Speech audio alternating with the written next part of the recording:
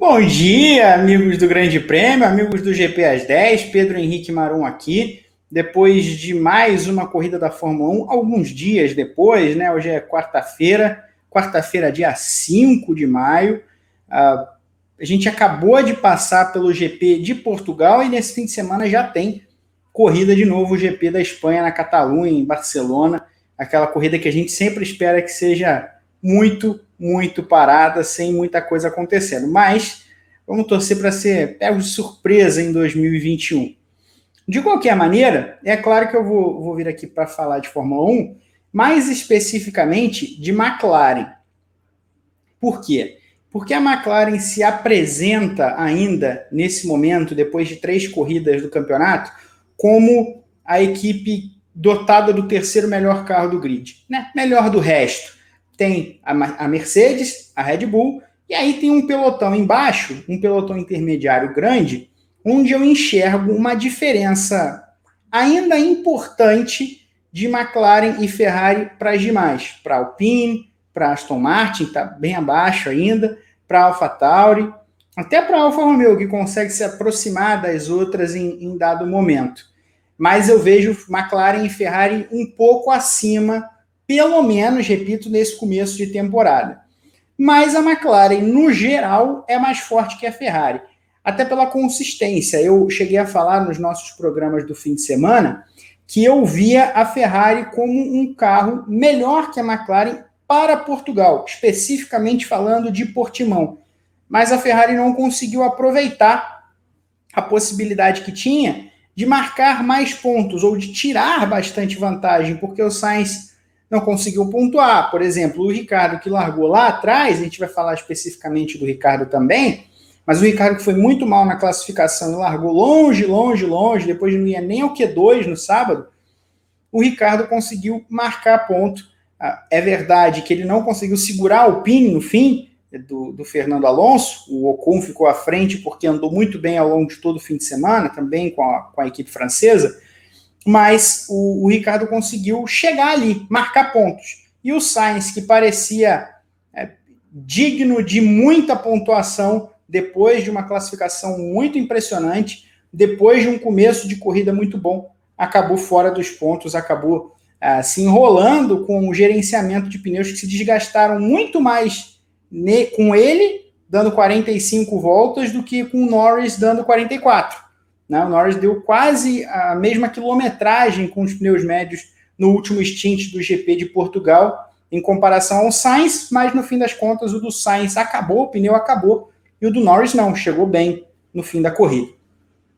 E por que eu falei que a gente vai falar especificamente do Ricardo? Na verdade, dos dois pilotos, mas o Ricardo é curioso, porque o Ricardo chega na McLaren, obviamente, como um grande nome, tá? O cara para ancorar o projeto ao lado de um piloto jovem, muito talentoso, mais jovem.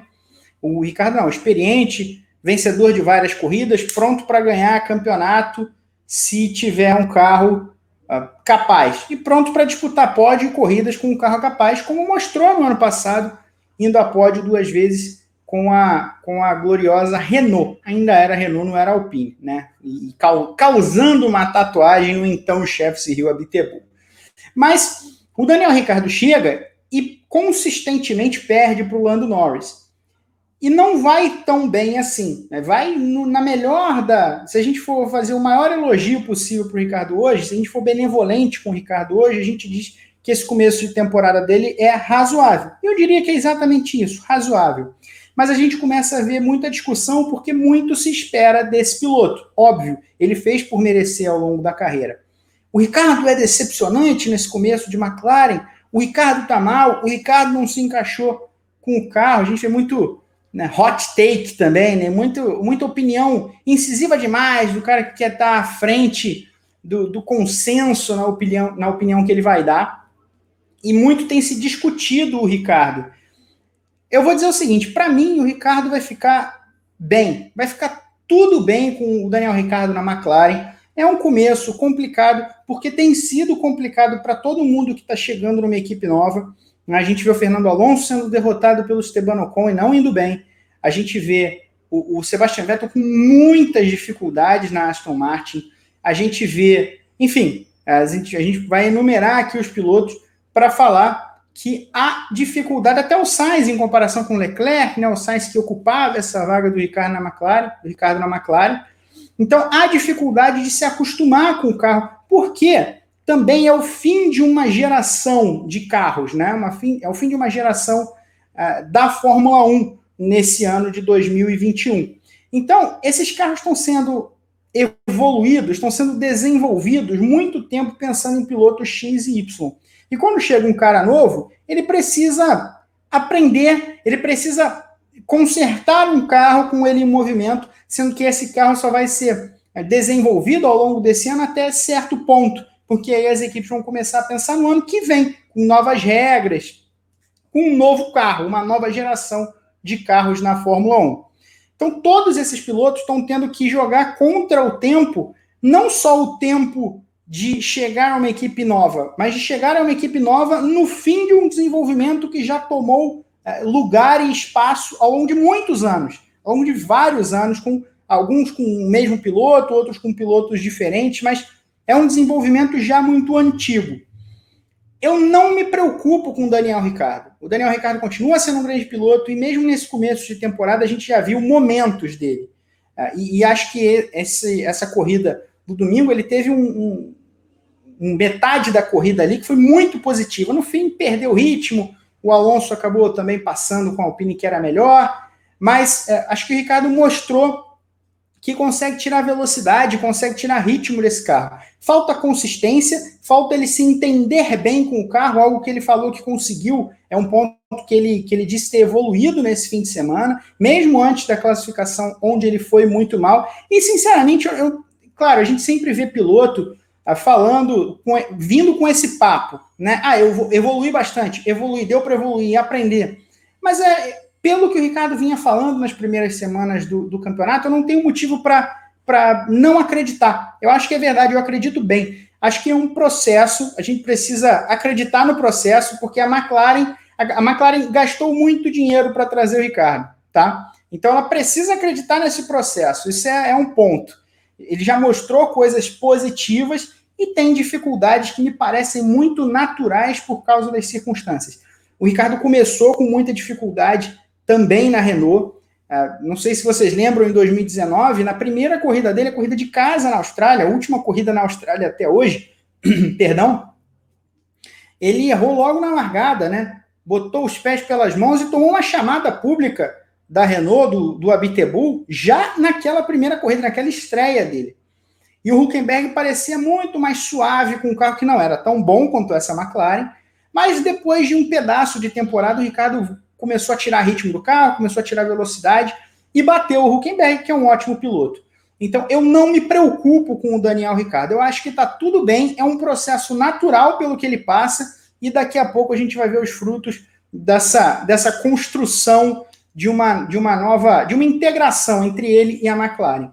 Mas, do outro lado, tem o Lando Norris. A gente viu um Lando Norris de brilharecos em 2019, um piloto que era claramente veloz, claramente talentoso, mas ainda muito longe de estar no nível do que se falava dele, que a McLaren esperava dele, né, de um futuro campeão, de um futuro cara que ia lutar por corridas. E aí em 2020, a gente viu trechos da temporada, inclusive as duas primeiras corridas na Áustria, onde ele foi espetacular. E uma certa consistência, mas muitas vezes ficava claro que quando o calo apertava, o Sainz tinha uma vantagem considerável para ele ainda.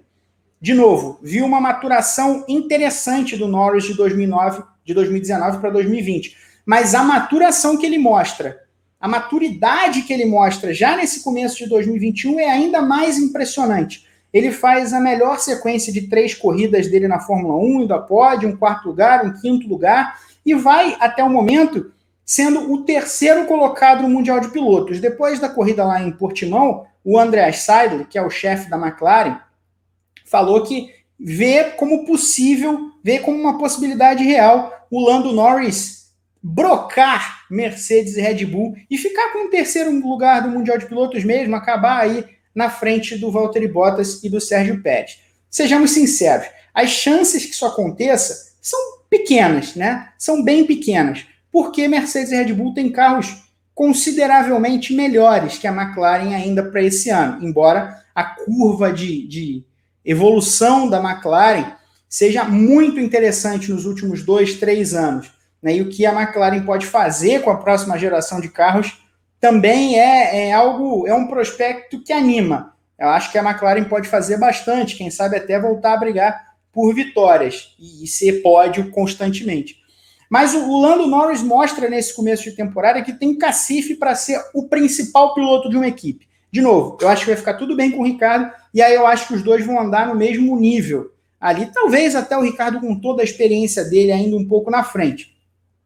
Mas o Norris já mostra para mim que ele consegue, que ele passou por um processo para ficar mais maduro, mais consistente, entregar mais a equipe em resposta, em feedback, em ritmo, em gerenciamento de pneus, que ele faz muito bem, em evolução ao longo do fim de semana. Nos últimos 2 fins de semana, Portugal e Imola, a gente viu um Norris com dificuldades na sexta-feira, foi melhorando ao longo do fim de semana para fazer um bom treino de classificação e para fazer uma corrida muito boa. É algo que a gente costuma ver com o Hamilton, por exemplo. O Hamilton trabalha muito assim. Então eu vejo uma evolução no Norris que é muito impressionante. Eu não acho que ele vai ser terceiro lugar no Mundial de Pilotos, tá? Eu acho que seria um desastre para Mercedes e Red Bull se acontecesse isso. Né? Não acho que no fim das contas, mesmo com as dificuldades também de evolução que o Sérgio Pérez também tem nesse começo, para entrar, para vestir o carro da Red Bull, e o Bottas com uma questão anímica, com anos de certos fracassos, a ameaça de George Russell, fica ou não fica na Mercedes, acho que no fim das contas, eles vão acabar fazendo mais pontos que o Lando Norris, porque tem carros muito melhores. Mas eu vejo no Norris, e eu comentei isso no nosso briefing, depois da corrida de Portugal, eu não imaginava, quando o Norris chegou na Fórmula 1, que ele fosse tão talentoso quanto o George Russell, por exemplo, quanto o Charles Leclerc, por exemplo, outros jovens pilotos dessa geração que surge. Hoje, eu já tenho outra opinião. Eu acho que o Lando Norris é tão bom quanto esses caras, ou pelo menos conversa, dialoga na mesma mesa, sabe? Senta na mesma mesa para jantar, tá na mesma prateleira.